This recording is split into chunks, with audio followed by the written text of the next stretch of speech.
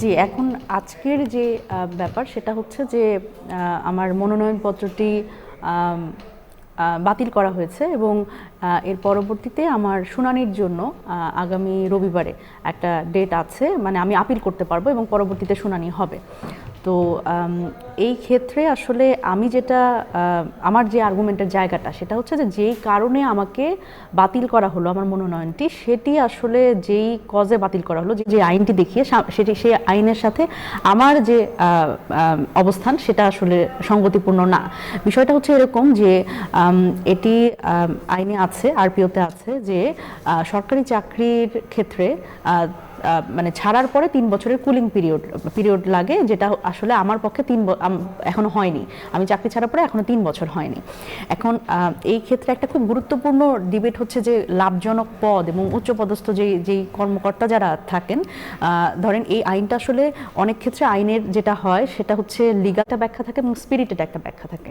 সুতরাং এইখানকার আসলে প্রেক্ষাপট যেটা, এই আইনটা করা হয়েছিল এই কারণে যে কোনো ব্যক্তি, সরকারি কর্মকর্তা, এটা বিশেষ করে আমলাদের ক্ষেত্রে এটা প্রযোজ্য, যে তিনি হয়তো একজন ডিসি অথবা এসপি অথবা যে কোনো গ্যাজেটেড অফিসার, যে কোনো মন্ত্রণালয়ের অধীনে যে কর্মকর্তারা আছেন, তারা আসলে যেই জায়গাতে থাকেন সেখানে যদি আসলে তাদের একটা প্রশাসনিক একটা প্রভাব থাকে, তাদের একটা সেই এলাকার মানুষজনের সাথে এক ধরনের জায়গা থাকে আদান প্রদানের সুযোগ সুবিধা, সরকারি সুযোগ সুবিধার ক্ষেত্রে, তো সেই জায়গা থেকে যাতে তিনি যদি পদত্যাগ করেন বা চাকরি ছাড়েন, সেক্ষেত্রে একটা কুলিং পিরিয়ডের পরে উনি আসলে নির্বাচনে অংশগ্রহণ করতে পারবেন। কিন্তু খুবই গুরুত্বপূর্ণ ব্যাপার হচ্ছে সংরক্ষিত নারী আসনের ক্ষেত্রে কিন্তু এই যে নির্বাচনের কথা বলা হচ্ছে, এটি কিন্তু সরাসরি একেবারে, আমি যদি বলি যে আমার কোনো কনস্টিটিউয়েন্সি থাকবে না, এই যারা আসলে নারী মনোনীত প্রার্থী, তাদের যারা ভোটার তারা কিন্তু 300 জন নির্বাচিত সংসদ সদস্য।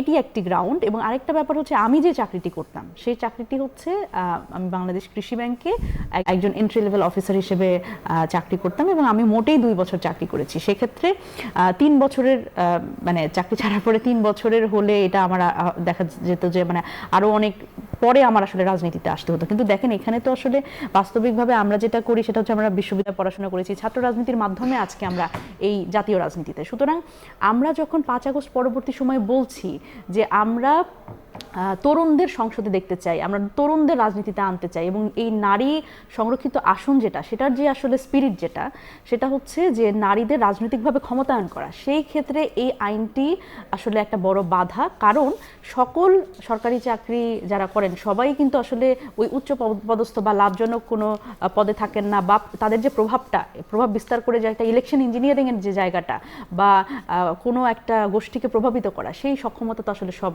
সরকারি চাকরি থাকে না। সুতরাং এই আইনটা আসলে একটা সংশোধনের দাবি রাখে কিনা, এটা একটা বড় প্রশ্ন হয়ে দাঁড়িয়েছে। এবং এটি সংরক্ষিত নারী আসনের যে স্পিরিট, সেটার ক্ষেত্রে নারীদের আসলে ভবিষ্যতে নারী ক্ষমতায়নের ক্ষেত্রে এবং সংসদে নারীদের উপস্থিতির ক্ষেত্রে আমার মতো যারা আছেন, যারা আসলে বিশ্ববিদ্যালয়ে পাশ করেছেন এবং অ্যাক্টিভিজম বা রাজনীতির সাথে জড়িত, কিন্তু তাদের আসলে মধ্যবিত্ত পরিবার থেকে হয়তো বাবা বা ভাইয়ের কোনো সাপোর্ট নাই বা কোনো পলিটিক্যাল ফ্যামিলি না, একদম মধ্যবিত্ত পরিবার থেকে এসছে, তারা আসলে লাইভলিহুড কিভাবে আসলে নির্বাহ করবে? তাদের তো আসলে কোনো না কোনো চাকরি, বা তারা তো চাঁদাবাজি করবে না। এখন এই যোগ্যতাটাকেই যখন একটা অযোগ্যতা হিসেবে দেখানো হচ্ছে, এবং এই পদটা এমন কোনো পদ না যেটা আসলে এত পাওয়ারফুল, সুতরাং এইখানে অবশ্যই এই পদটা কেমন হবে এবং লাভজনক পদ কোনটা কোনটা, সেই জায়গাতে এটা এই আইনটার ক্ষেত্রে স্পষ্ট করার একটা দাবি রাখে। তো এটি আপিলের সুযোগ আছে, রবিবারে আপিল করা যাবে এবং এরপরে সোম এবং মঙ্গলবারে হয়তো শুনানি হবে। সেক্ষেত্রে আমি আশা করি যে নির্বাচন কমিশনের যে কমিশনাররা আছেন তারা যথেষ্ট বিজ্ঞ, তারা এই পরিস্থিতিটা বিবেচনা করবেন। এবং দেখেন, আমরা কিন্তু দেখেছি নির্বাচন কমিশনের নানান ধরনের দ্বিচারিতা। আমরা দেখেছি যে ঋণ খেলাপিকে তারা আসলে গ্রিন সিগন্যাল দিয়ে সংসদে নির্বাচনের ক্ষেত্রে তাদের মনোনীত করেছে। আমরা দেখেছি যে যারা দ্বৈত নাগরিক, আমি যদি বলি যে এখানে প্রধানমন্ত্রী থেকে শুরু করে স্বাস্থ্যমন্ত্রী এবং 11 আসনের যিনি কাইয়ুম সাহেব, তিনিও আসলে দ্বৈত নাগরিক। এবং এই জায়গায় দ্বৈত নাগরিক হলেও অসুবিধা নাই, ঋণ খেলাপি হলেও অসুবিধা নাই। এখানে একজন নারী, তিনি প্রতিষ্ঠিত, এবং তার শুধুমাত্র ওই 3 বছরের ওই জায়গাটাতে ব্যারিয়ার দেখিয়ে, যেখানে তার কোনো সুযোগ নাই আসলে কোনো প্রভাব বিস্তার করা, এটিকে আসলে একটা টুল হিসেবে ইউজ করে কাউকে যদি আসলে সংসদে সংসদে যাওয়া থেকে বিরত রাখা হয়, সেটা আমার মনে হয় একটা বড় প্রশ্ন, যে নারী ভবিষ্যতে আমার মতো নারীরা কিভাবে করে আসলে সংসদে যাবে।